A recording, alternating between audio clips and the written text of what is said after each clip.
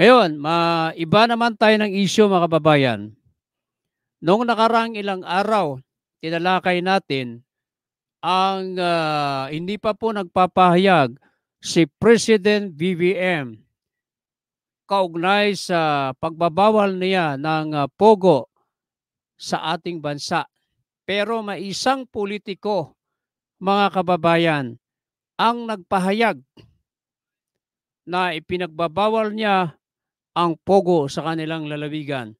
Ang politikong ito ay walang iba, ha, kundi si Bulacan Governor, kung tawagin nga, the People's Governor, Daniel Fernando, mga kababayan.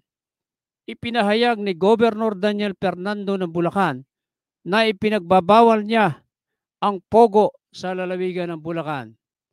At kagandahan dito, si Governor Daniel Fernando lamang ang tanging gobernador sa buong bansa na nagpahayag na bawal ang pogo sa kanyang lalawigan. At nagkaroon din dyan ng commendation, ng comments si Senador Win Gatchalian na tama at maganda ang ginawa ni Governor Daniel Fernando na ipagbawal ang pogo sa lalawigan ng Bulacan. At yan ay hinangaan siya ng kanyang mga kalalawigan at iba pang mga opisyal ng gobyerno. At katunayan, mapapanood natin ang pahayag ni President BBM sa kanyang SONA na kanya nang ibinaban ang pogo sa buong bansa. Pero bago natin panoorin yung pahayag ni President BBM sa kanyang SONA na bawal na ang pogo sa buong bansa, na kung saan ay tumama si Governor Daniel Fernando sa kanyang desisyon na ipagbawal ang pogo sa lalawigan ng Bulacan. At ito ay tumama sa pahayag ni President BBM sa kanyang SONA na kanya nang ibinaban sa buong bansa ang pogo. Pero bago yan, basahin natin itong ordinansa na inilabas ng Sangguniang Panlalawigan ng Bulacan kung saan ay ipinagbabawal ang pogo sa buong lalawigan ng Bulacan. Ito, panoorin natin ito. Basahin natin ito, itong balita na ito, mga kababayan, para magkaroon lamang kayo na idea na dapat hangaan din natin si Bulacan Governor Daniel Fernando dahil tanging siya lamang ang nagbawal ng pogo sa lalawigan ng Bulacan. Ito, nakalagay dito, itinutulak na ng 11 sangguniang panglalawigan ng Bulacan sa pangunguna ni Vice Governor Alexis Castro ang pagbabawal sa Philippine Offshore Gaming Operator Pogo sa lalawigan ng Bulacan. Sa ginanap na pagdinig ng komite kamakailan sa Benigno Aquino Session Hall sa lungsod na ito, tinalakay ng sangguniang panglalawigan ang panukalang Provincial Ordinance Number 012-2024, an ordinance prohibiting Philippine offshore gaming operation Pogo within the territorial jurisdiction of the province of Bulacan,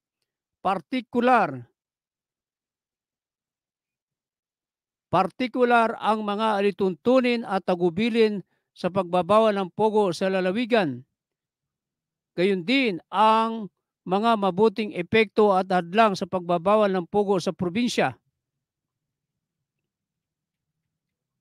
Nakasaad sa draft ng ordinansa na naniniwala ang pamahalaang panlalawigan na higit na nakakasama sa lipunan ng operasyon ng pogo kung ikukumpara sa mga benepisyong pang-ekonomiya na dulot nito.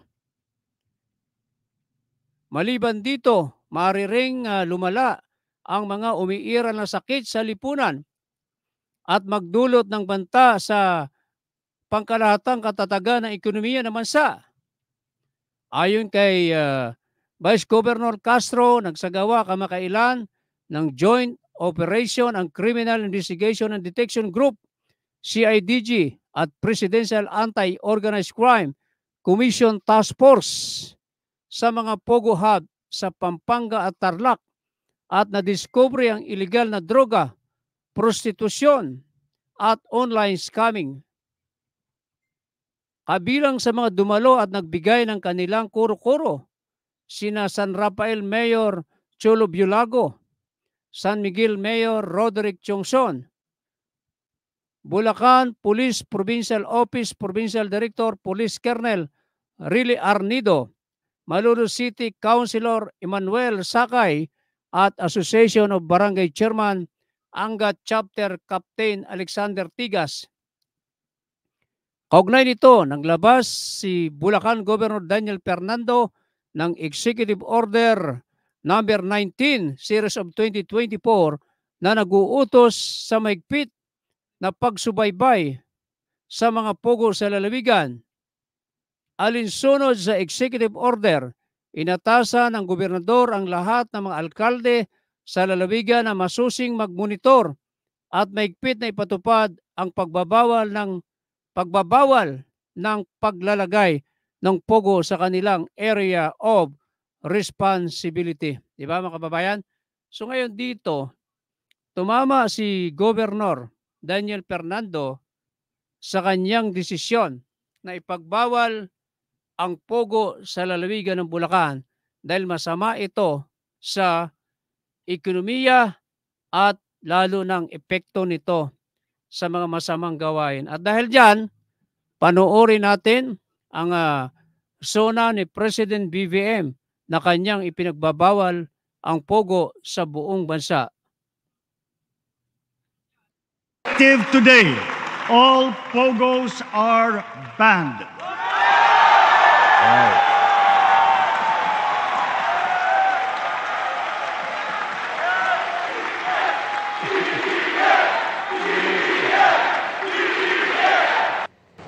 Ngayon po, naririnig po namin ang malakas na sigaw ng taong bayan laban sa mga pogo.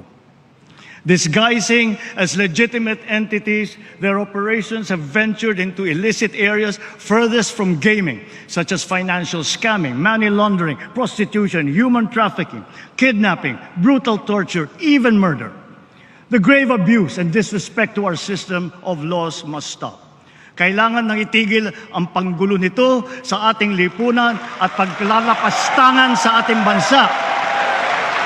Grabe ha? Good job, Mr. President.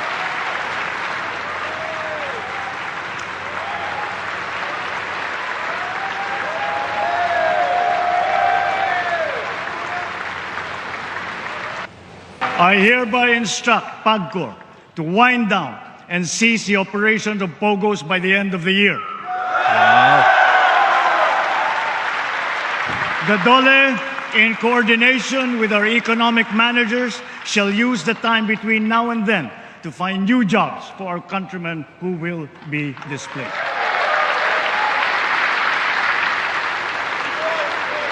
To solve all the problems that we have been suffering under, all officials, law enforcers, workers in government, and most of all, the citizenry, must always be vigilant, principled, and think of the health of the nation.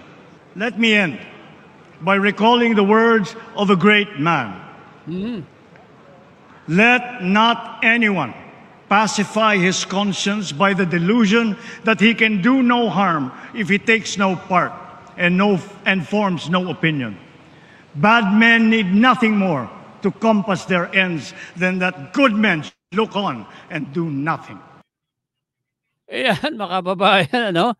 Nakakatuwa si President BBM, mga kababayan. Kung kaya talaga namang tumama si Bulacan Governor Daniel Fernando. Ayan si Governor, oh. O, basahin muna natin ito, Governor. May mga humahanga sa'yo. Ayan, sabi ni Kenji Food Channel. Ayan, di ba, sinundan siya ni PBBM. Good job, Governor Pogi. Ba, Pogi ro si Governor Daniel Fernando, ah. Ayan, Kenji Food Channel, highlights natin. Ayan, talagang gigil si PBBM dyan. Idol, sabi niya. Ayan, si Julieta Amugis, totoo yan. Mama, Si Mama Yesa de los Reyes, kawawa lang ang presidente. Dito naman kanina yan sa mga paninira, no? Ma'am Lunila Galo, shout out sa'yo. Ayan, so mga kababayan, dito hinahangaan ang ating mga kababayan, si Bulacan Governor Daniel Fernando dahil sa kanyang maagap